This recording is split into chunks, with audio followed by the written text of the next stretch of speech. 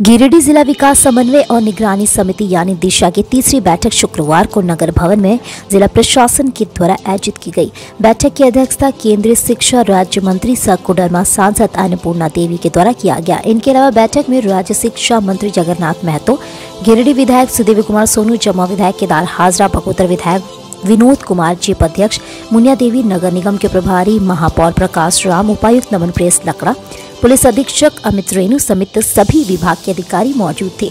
बैठक के दौरान प्रत्येक योजनाओं की आधे अधूरे रिपोर्ट रहने के कारण केंद्रीय शिक्षा राज्य मंत्री भड़क उठी, जिसके बाद इस बैठक को बीच में ही विराम कर देना पड़ा। बैठक के दौरान जितने भी विभागों से संबंधित योजनाओं को रखा गया है वह पूरे नहीं थे, जिस पर शिक्षा राज्य मंत्री ने खेद प्रकट किए। इस बाबत केंद्रीय शिक्षा राज्य मंत्री ने कहा कि बैठक के दौरान नल जल योजना, PWD, प्रधानमंत्री सड़क योजना समेत जितने भी योजनाओं पर चर्चा किया गया वह सारे आधे अधूरे से थे, जिसके कारण बैठक को बीच में ही रोक देना पड़ा। उन्होंने कहा कि इसको लेकर उपायुक्त को खास निर्देश दिया गया कि पहले सभी विभागों के साथ समीक्षा बैठक करने के बाद ही दिशा बैठक का आयोजन करे और योजनाओं की पूरी जानकारी दे। बताया गया कि 1 महीने के बाद पुनः दिशा की बैठक आयोजित की जाएगी और यदि उस बैठक में संबंधित विभागों से पूरी जानकारी उपलब्ध नहीं कराई जाती है तो अधिकारी को दंडित किया जाएगा। उन्होंने हर घर जल योजना को लेकर कहा कि यह योजना प्रधानमंत्री का एक महत्वाकांक्षी योजना है। वर्ष 2024 तक हर घर तक शुद्ध पेयजल पहुंचाने का लक्ष्य रखा गया है, लेकिन खेद की बात यह है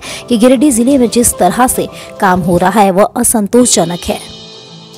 होती है पंचायत प्रतिनिधि से लेकर हर माननीय विधायक सभी लोग आते हैं और उसके बाद ये अधिकारियों का जो व्यवहार है ये खेदजनक है।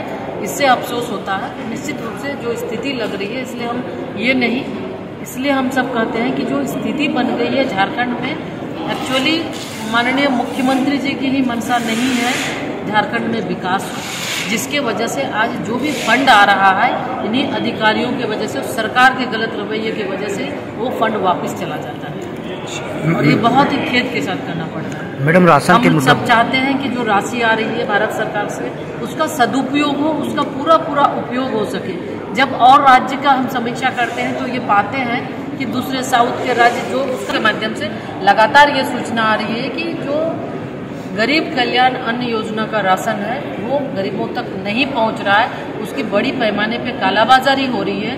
उपायुक्त को भी हमने कई बार इसके लिए कहा और उन्होंने कमेटी बनाई, लेकिन जो कमेटी बनाते हैं उसका ही विरोधाभासी उनका रिपोर्ट आता है। और सिर्फ हम ये नहीं कि PDS डीलर उसमें दोषी है, बिल्कुल एक लगता है रैकेट बना हुआ है और ये कहा गया है उपायुक्त को कि आप इसकी जांच करें और आप गंभीरता से इसकी जांच करें और निश्चित रूप से जो भी दोषी है उस पर कार्रवाई होनी चाहिए।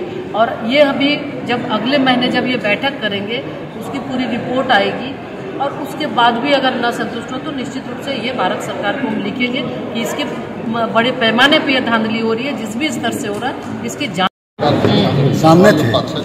हमने निर्देश दिया कि जो आपका क्रियाकलाप है, कार्य का बीजेपी सरकार तरह मत कीजिए, ये जेएमएम सरकार है, इसलिए ये धीमी गति मत चलाइए। इसलिए 1 महीना टाइम दिया गया, स्पष्ट रूप से सब इनको जानकारी दी। आज